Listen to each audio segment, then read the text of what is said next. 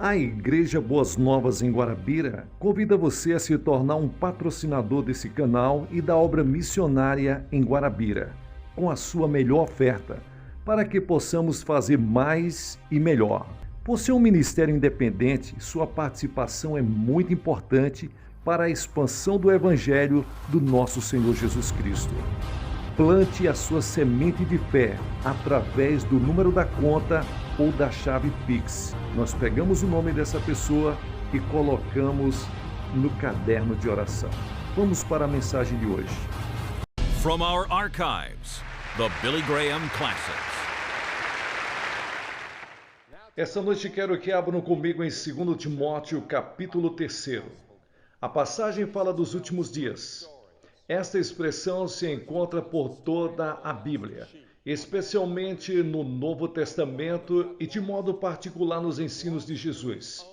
Ele falou dos dias últimos e nos deu certos fatos que sucederão nos últimos dias. O que significa a expressão últimos dias? Quer dizer que, ao chegarmos ao final da história como a conhecemos, não o fim do mundo, nem o fim da Terra, mas o fim do estágio da história em que nos encontramos, a era da atração do Espírito de Deus, a era da graça. Ao passo que nos encaminharmos para o fim dela, haverá certas características e um deles será a desordem mundial, o crime, a rebelião, especialmente da parte dos jovens.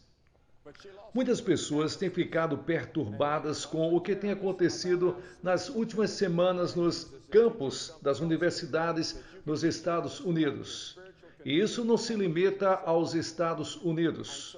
No mundo todo, os jovens estão marchando e promovendo manifestações e atacando e rebelando-se. Muita gente está levantando a pergunta: por quê? O que aconteceu? John Kennedy, antes de morrer, disse isto em um discurso: é o destino desta geração viver uma luta que não começamos em um mundo que não fizemos. Nem sempre as pressões da vida são atribuídas por escolha. Surge toda sorte de perguntas: o que está errado? Onde falhamos? Quem são os rebeldes? Que querem eles? Para onde eles estão indo? Muitos deles estão infelizes, confusos, frustrados. Milhares deles estão presos ao sexo, às drogas e ao álcool. Mas lembre-se de que a juventude de hoje é a primeira geração a crescer com pais modernos. Esta é a primeira geração pós-moderna e quando atingiram a idade da razão, encontraram esperando por eles o avião a jato, a bomba nuclear, o aparelho de televisão, o computador, a pílula, a cápsula espacial e uma vacina que exterminou um dos maiores causadores de aleijão da mocidade.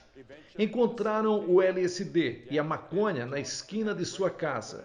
Contemplaram uma sociedade adulta em que beber havia se tornado símbolo de posição social e as piadas sobre o sexo coisa comum nas festas. Acima de tudo, eles penetraram numa vida em que a ciência era considerada uma transcendente. Assim sendo, esta geração jovem cresce com abundância, tecnologia, mudança social e violência. E pela televisão, eles têm sido bombardeados desde a infância com sugestões de necessidades falsas, o que tem criado um abismo de expectação. Eles querem essas coisas que veem na televisão e as querem agora. Eles foram criados por um sistema de educação que se originou, em parte, aqui mesmo em Nova York no princípio deste século, uma experiência em educação. Esse novo tipo de educação dizia que a verdade é algo que o indivíduo precisa descobrir por si mesmo. A verdade não é objetiva, ela é subjetiva. Tudo é relativo. É verdade para mim? É verdade para você? Perguntam eles. Rejeitam a declaração de Jesus que disse: eu sou o caminho e a verdade e a vida. Rejeitam suas palavras. Conhecereis a verdade e a verdade vos libertará. Porque não existe tal coisa como a verdade absoluta, eles dizem. Assim, é que a filosofia de grande parte da educação moderna era guiar os estudantes a uma experiência da qual poderiam deduzir certas proposições verdadeiras por si mesmos. Isso, então, nos traz à luz as verdades por si mesmas, que eles dizem deduzir. Então, nos levou ao que agora se tornou a sociedade tolerante. E tudo o que você tem de fazer é ir ao Times Square ou ao campus da universidade para ver as evidências da situação em que essa tolerância nos arrastou. E foi assim que surgiu o abismo entre as gerações. Os valores antigos da geração passada eram baseados no conceito judaico-cristão, dos 10 mandamentos e do Sermão da Montanha. E a nova geração se apegou a isso até terminar o primário. Começaram a ter dúvidas no ginásio e estavam completamente mudados ao se ingressarem na universidade. E assim, quando o rapaz recebe o diploma, o abismo entre as gerações é quase completo, entre eles e seus pais, naquilo que eles creem e nos compromissos que assumem. Quem são essas pessoas? Bem, primeiro de tudo estão os radicais convictos que falam sobre o movimento e a revolução. Uma pequena minoria. Depois vem os idealistas, a geração para frente. Eles querem reformar a sociedade, mas não sabem como. Eles acreditam que os Estados Unidos estão enfermos e estão perturbados com a pobreza, o problema racial e a guerra. Em terceiro lugar, há outro grupo que se rebela pelo simples prazer de fazê-lo, como eles dizem. Alguns deles são fracassados na escola e querem racionalizar seu fracasso atacando o sistema. Eles não se culpam a si mesmo, ninguém mais se culpa a si mesmo. É o sistema que está errado. É alguém na prefeitura que está errado. Alguém em Washington está errado. Eu não poderia errar de jeito nenhum. Não nos culpamos a nós mesmos. E então, em quarto lugar, há um grupo que está simplesmente enfadado. Ociosidade demasiada, dinheiro demais, nenhuma luta pela sobrevivência. Eles têm a tendência de culpar a sociedade por tudo. A Bíblia diz que quando atingimos a idade da responsabilidade, entre os 10 e 12 anos, tornamos-nos responsáveis. Não há dúvida de que a sociedade é responsável por muitas das nossas terríveis condições sociais. Mas no que se refere às suas relações com Deus e com o seu semelhante, a Bíblia diz que você é responsável. Muitos nos livros da Bíblia foram escritos da prisão. Ouvimos falar muito de discriminação, pois Paulo sofreu discriminação. Ele foi atacado em todo lugar aonde ia. Acabou na prisão. Lá escreveu uma carta aos Filipenses na qual diz: alegria, alegria, alegria. Não encontrei nada senão alegria em minha experiência com Cristo. A minha vida com Cristo é uma vida de alegria. É possível viver num lar opulento e ser feliz. É possível viver numa favela e ser feliz com Cristo no coração. É possível viver numa prisão ou num asilo de alienados e ter Cristo no coração e achar paz e felicidade. Muitos jovens estão fartos de paternalismo. São tratados como criancinhas e eles querem participar na elaboração das decisões da universidade. Eles se rebelam contra quaisquer exigências rígidas, mesmo para o grau de bacharel. Eles não querem ser obrigados a fazer os exames. Não querem fazer seu aprendizado através de um estudo disciplinado, por isso às vezes se rebelam. Eles estão fartos também da hipocrisia. Seus pais defendem a honradez, a integridade e o trabalho árduo, mas eles não veem seus pais praticando a sinceridade. Não veem integridade nos pais. Não veem seus pais realmente se dedicando ao trabalho. Assim, se rebelam em conjunto errado de valores e notam a hipocrisia. Eles estão fartos ainda do ensino distanciado da realidade da vida na universidade, no colégio e no ginásio. Temos cometido o erro de ensinar aos jovens como ganhar o sustento, e só isso. Devemos fazê-lo, mas a vida é mais do que somente pão e manteiga, um carro novo e um novo aparelho de televisão. Jesus disse: não só de pão viverá o homem. Ele disse também: a vida de um homem não consiste na abundância dos bens que ele possui. O homem é trino. Tem uma mente que precisa de instrução, tem um corpo que precisa de remédio e alimento, e tem um espírito que precisa de Deus. Ele precisa ter fé, precisa de alguma coisa a que se dedicar. Não é de admirar que um estudante universitário rasgou seu diploma outro dia em frente de milhares de pessoas e disse: a instrução que recebi nessa universidade não tem tido significação para mim. Ele aprendeu como ganhar a vida, mas não aprendeu a viver. Não havia aprendido como viver e enfrentar os problemas e dificuldades da vida, e ele, indubitavelmente, não aprendeu a morrer. E eu não creio que qualquer pessoa saiba viver enquanto não tenha aprendido a morrer. Aqui é que o Evangelho de Cristo entra em ação. Ele perdoa o pecado e o fracasso passado. Ele lhes dá um novo poder agora e lhes dá confiança e segurança e certeza para enfrentar o futuro. Porém, ainda existe algo mais que devemos acrescentar a tudo isso. A raça humana rebela-se automaticamente. Somos todos rebeldes. Adão e Eva se rebelaram contra Deus no Jardim do Éden. Caim se rebelou contra os ensinos de Deus e os ensinos de seus pais e matou seu irmão.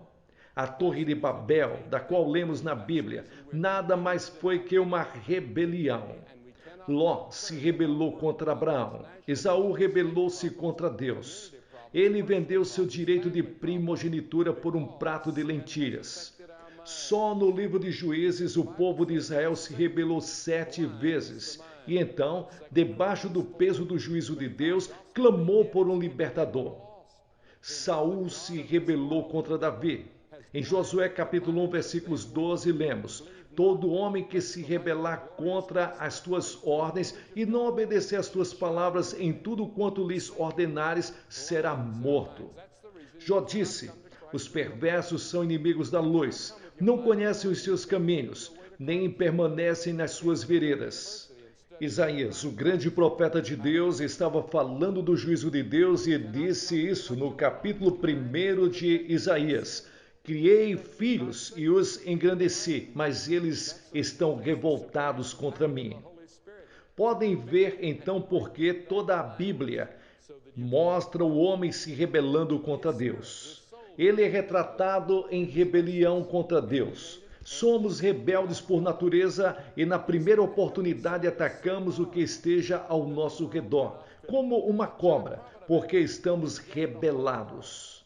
A Bíblia diz: todos se rebelaram e destituídos estão da glória de Deus. Porque uma das definições de pecado é rebelião. Foi assim que o diabo começou sua existência. Lúcifer, filho da alva, rebelou-se contra Deus naquele passado misterioso. Não sabemos muito sobre isso, mas foi aí que tudo começou. Adão e Eva rebelaram-se contra Deus no Jardim do Éden, e cada um de nós aqui é um rebelde. Não queremos que ninguém nos diga o que fazer. Não queremos que Deus nos diga como devemos viver. Não queremos que Ele trace o caminho para o céu. Queremos ir por algum outro caminho. A Bíblia diz: há caminho que parece direito ao homem, mas no final são caminhos de morte. A Bíblia diz que o caminho para o céu é por uma porta estreita e um caminho estreito, mas não gostamos de ser estreitos. Consideramos tolerantes da mente aberta, exceto em ciência. Suponhamos que os astronautas da Apollo 2 disseram: estamos fora da rota. E alguns dos homens do centro de controle que têm vistas largas e são tolerantes respondessem: não faz mal. Há muitos caminhos que levam à Lua. Simplesmente sigam por esse em que vocês se encontram. Qualquer caminho dá na lua. Mas o fato é que há muita gente que diz isso a respeito do caminho para o céu. Qualquer caminho dá no céu. Qualquer caminho leva ao céu. Jesus disse que há só um caminho. Ele disse: eu sou o caminho e a verdade e a vida. Ninguém vem ao Pai senão por mim. Há milhares de jovens aqui no Times Square hoje que estão buscando um propósito e uma significação para a sua vida. Um estudante da universidade disse há 2 anos: os Estados Unidos perderam sua alma e nós pretendemos restaurá-la. A grande pergunta nas universidades no momento é: qual é o propósito e a significação da minha existência? Nietzsche disse certa vez: se a pessoa tem um porquê para a sua vida, pode suportar quase qualquer coisa. Albert Camus disse: o homem não pode viver sem significado. E ele tinha razão. Muitos dos nossos filósofos modernos, a começar por Marcuse, estão falando sobre situações finais que temos de enfrentar na vida e não há nada que possamos fazer a respeito. Eu vou morrer. Todo mundo vai morrer. Tenho de enfrentar o fato. Eu sofro. Todos sofrem. Espiritualmente, moral e fisicamente. Afinal, todos sofrem. Como enfrentar isto? Como enfrentar o sofrimento? Preciso lutar. Estou envolvido e à mercê do acaso. Tenho um sentimento de culpa. Quem sou eu? Essas são perguntas que a juventude está levando por toda a parte. Aos estudantes universitários, eu desejo fazer uma pergunta. Quantos cientistas em sua universidade consideram a morte um problema a ser estudado cientificamente?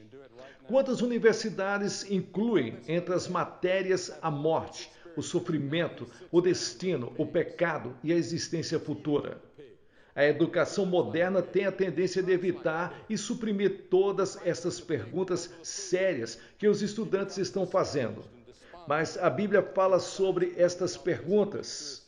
Ela fala com autoridade sobre o pecado.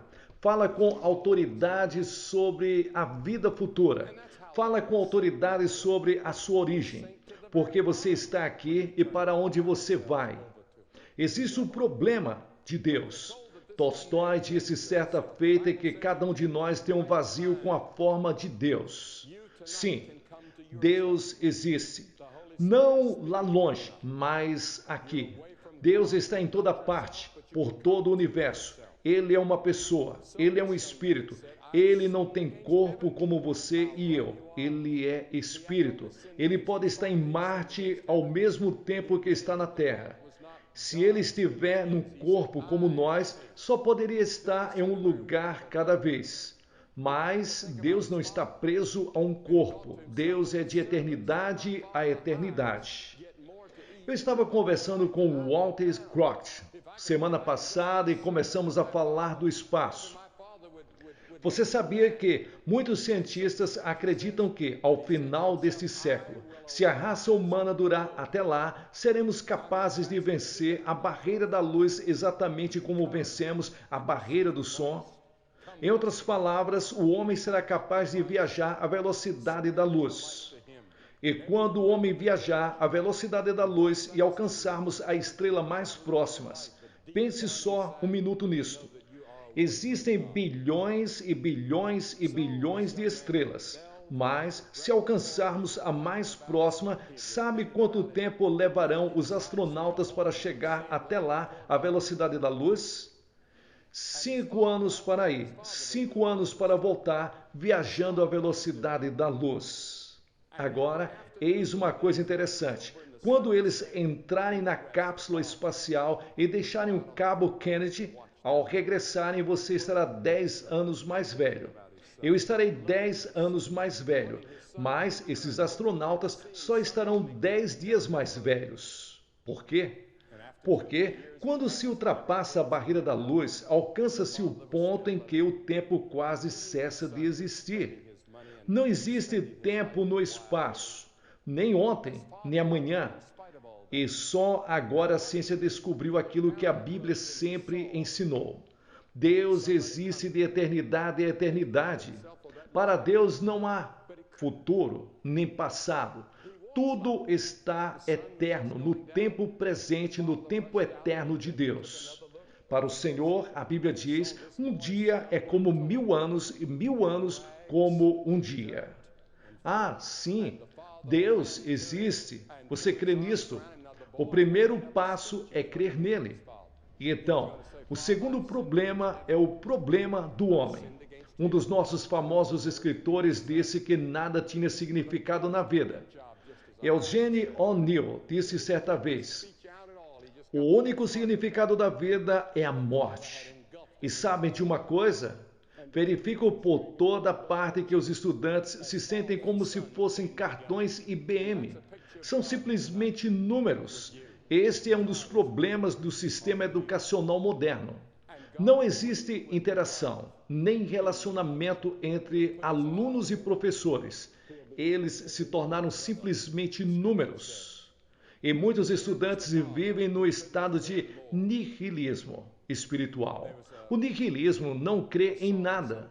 Não há nada moral, não há nada objetivo, não há significado para nada. E há muitos nessas condições hoje. Mas a Bíblia ensina que Deus tem um propósito para a raça humana. Deus nos criou à sua imagem e você, como pessoa, é importante para Deus. A Bíblia diz que Deus tem os cabelos da sua cabeça contados. A Bíblia diz que Deus observa você desde o momento da concepção, no ventre de sua mãe. Em cada momento de sua vida, Deus observa você. Ele o observa no momento da sua morte. Tudo é tomado e lançado na conta. Ele conhece todas as escolhas morais que você faz. Ele conhece todas as suas opções. Por exemplo, quando você é imoral, quando diz uma mentira, ele sabe as opções que você teve. Você poderia ter dito a verdade. Havia um jeito de fugir àquela imoralidade, como José escapou da mulher de Potifar, mas você não fez. Tudo está nos computadores de Deus, de modo que no juízo ninguém poderá dizer: Deus, tu és injusto.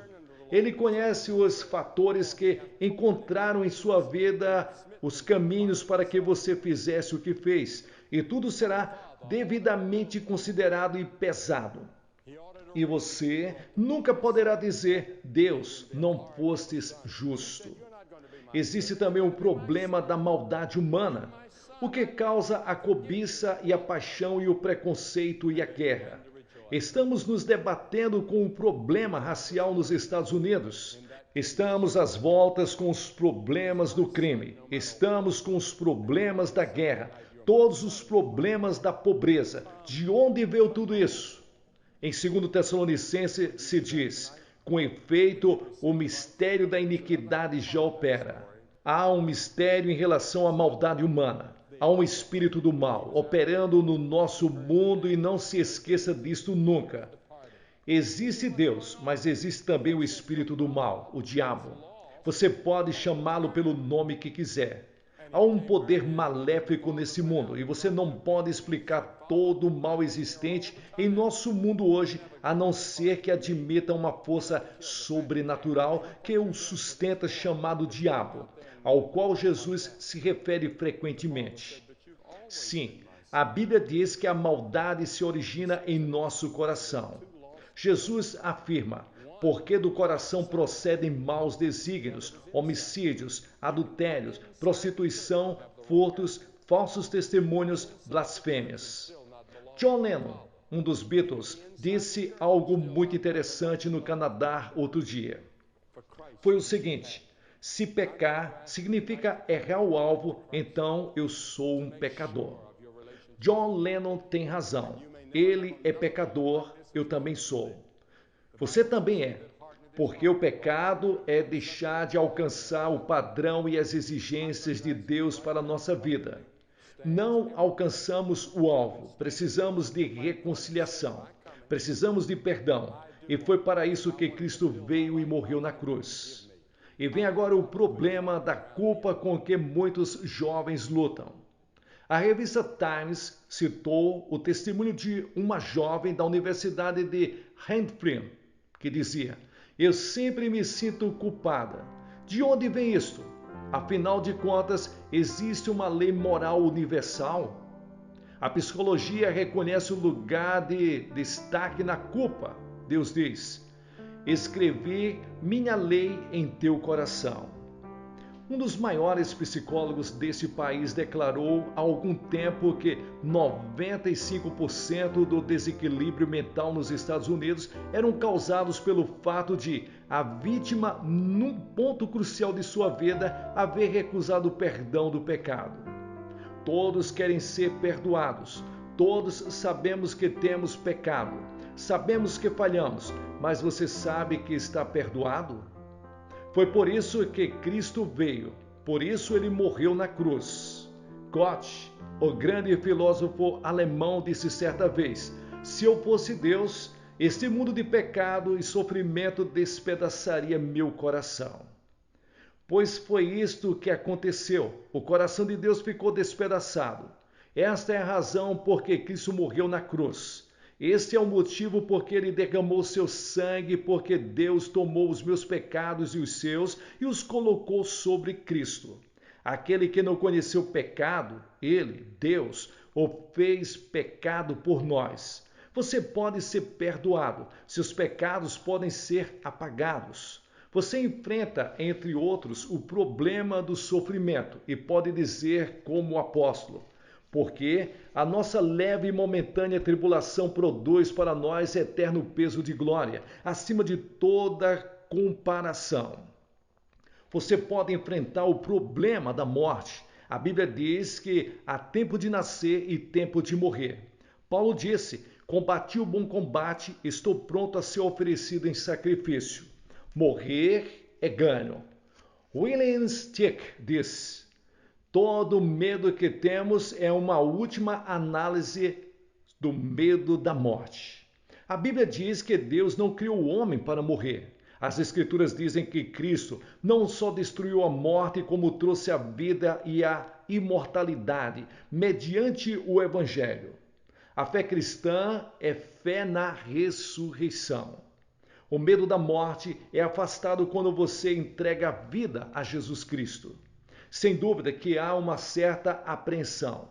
Sempre existe tensão quando se trata do desconhecido, mas quando você recebe Cristo, o aguilhão da morte desaparece. Você pode encarar a vida com um olhar firme, com um andar seguro e um sorriso na face, porque o seu passado foi perdoado. Você sabe que está aqui, criado à imagem de Deus, para glorificar a Deus. Você sabe para onde está indo. Irá passar a eternidade com Cristo. Você pode dizer: "Onde está, ó morte, o teu aguilhão?" É atrás desta bandeira que eu estou pedindo a você que diga, que você siga, que você leve essa bandeira com você. Isto é o que eu estou pedindo que você creia. É isto que eu estou pedindo que você entregue a sua vida. Vimos estes extraordinários homens e mulheres do Exército da Salvação aqui esta noite e nos sentimos muito honrados em ter conosco o general Kuntz. Essa gente tem uma causa. Eles levam um copo d'água fria em uma das mãos, atividade social da mais elevada categoria. Eles saem para ajudar os necessitados, mas na outra mão carregam o amor de Cristo. Eles levam o Evangelho do Senhor Jesus Cristo. Esta noite os Estados Unidos e o mundo precisam de jovens que se disponham a marchar sob a bandeira de Jesus Cristo. Você não terá de se envergonhar de Cristo. Você quer tomar posição ao lado de Cristo sempre. Você está disposto a sofrer escárnio e perseguição. Você não se importa de que os seus amigos zombem de você e o chamem de quadrados ou de qualquer outra coisa. Hoje você está pronto a entregar a sua vida a Ele, segui-lo e servi-lo e alistar-se em seu exército e dizer: "Quero sair daqui com amor no coração. Ao sair daqui, quero ajudar a transformar o mundo pela transformação dos homens. Estou pronto a seguir e servir a Cristo, custe o que custar. E isso lhes custará alguma coisa. Não é fácil ser crente, não é fácil seguir a Cristo. No mundo em que vivemos, com as pressões de ordem materialistas, pressões seculares, pressões sensuais, não é fácil viver uma vida pura diante de Deus, mas você poderá fazê-lo com a ajuda de Cristo e do Espírito Santo. Esta noite estou lhes pedindo que o receba. Você me pergunta, Billy, que tenho de fazer? Antes de tudo, você tem de se arrepender dos seus pecados. Isso quer dizer que você está disposto a voltar as costas ao pecado, ao mundo e ao diabo. Quer dizer que você está disposto a reconhecer que pecou. Você está pronto a fazer isso? Isso é arrependimento. Em seguida, pela fé, você recebe Jesus Cristo como seu Senhor, seu Mestre e seu Salvador. Se com a tua boca confessares a Jesus como Senhor e em teu coração creres que Deus o ressuscitou dentre os mortos, serás salvo. Vou pedir que você faça a sua decisão publicamente. Por quê? Jesus disse, se você não está disposto a me reconhecer perante os homens, eu não o reconhecerei diante de meu Pai que está no céu. Quando você se casa, você o faz diante de testemunhas. Quando vem a Cristo, vem abertamente e toma posição com Ele. Você pode ser membro de alguma igreja, pode não ser membro de nenhuma igreja, pode ser católico, protestante, judeu ou maometano, ou não ter nenhuma religião, mas você quer vir e entregar sua vida a Jesus Cristo e recebê-lo como Salvador e confiar nele. Vou pedir que você venha. Vou pedir que se levante, venha e fique em frente da plataforma, silenciosa e reverentemente. Depois que todos chegarem, vou dizer-lhes uma palavra, fazer uma oração com você e dar-lhes literatura. Um conselheiro lhes dirá uma palavra também. Depois poderão voltar para junto de seus amigos. Se vierem com amigos ou parentes ou no ônibus, eles vão esperar por você. Vou pedir-lhes que venham, agora mesmo, homens, senhoras, jovens de toda parte desse estádio. Aqueles que estão assistindo pelo circuito fechado de televisão no Manhattan Center podem receber a Cristo onde estão, saindo dos seus lugares e indo à frente.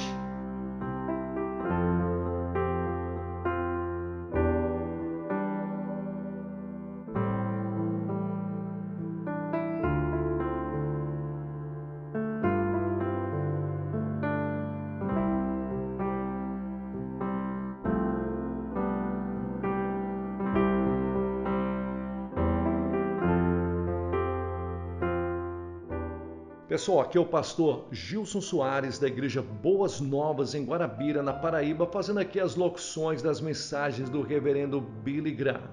Você que chegou até o final desse vídeo, dê um like para abençoar esse canal. Veja se você já está inscrito no canal Boas Novas Guarabira e compartilhe essa mensagem com outras pessoas. Falando com você, abençoe esse canal e a obra missionária na cidade de Guarabira com o valor que Deus colocar no seu coração. Nós estamos trabalhando para adquirir o terreno da Igreja Boas Novas e construir uma grande igreja. Estamos trabalhando também com cruzadas evangelísticas, levando o Evangelho de nosso Senhor e Salvador Jesus Cristo aos corações. Abençoe com a sua melhor oferta para que possamos fazer mais e melhor. Com certeza, o seu nome vai aparecer através das transações bancárias, através do Pix. Nós vamos pegar o seu nome e colocar no caderno de oração e vamos estar orando por você. Que Deus te abençoe ricamente, em nome de Jesus. Foi muito bom compartilhar essa mensagem com vocês. Sucesso na sua caminhada.